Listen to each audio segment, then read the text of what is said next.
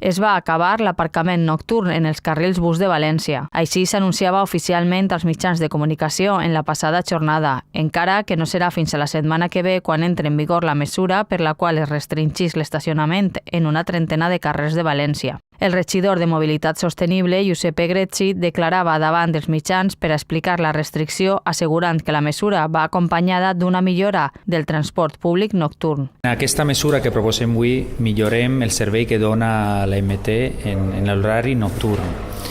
Incrementem la freqüència de dues línies, la N1 i la N6, que són les més usades, i a més garantim l'eficiència del servei, l'accessibilitat, la seguretat per a tots els col·lectius, atenent a demandes de totes les associacions que treballen per la inclusió, per la mobilitat. No obstant, no totes les associacions estan conformes amb la restricció. Des de la Federació Empresarial d'Hostaleros de València ja s'ha emès un comunicat criticant que es tracta d'una mesura radical i no consensuada i denunciant la deslleialtat del regidor per no complir amb el compromís de negociar la decisió final. Des de l'oposició municipal també s'ha valorat negativament la restricció de mobilitat. En paraules del regidor del Grup Popular, Alberto Mendoza, es tracta d'una decisió errònia i equivocada. Con esta decisión van a perjudicar a vecinos, van a perjudicar a hosteleros y van a perjudicar a un montón de gente que utiliza el carril bus por la noche para poder aparcar porque en su barrio no tienen otra manera de dejar el coche. Llocs d'oci nocturn com Cànovas, El Carmen o Ruzafa seran on més es note esta última mesura de Egretxi, ja que vies com el carrer de la Pau o la Gran Via deixaran de comptar pròximament amb l'estacionament de cotxes.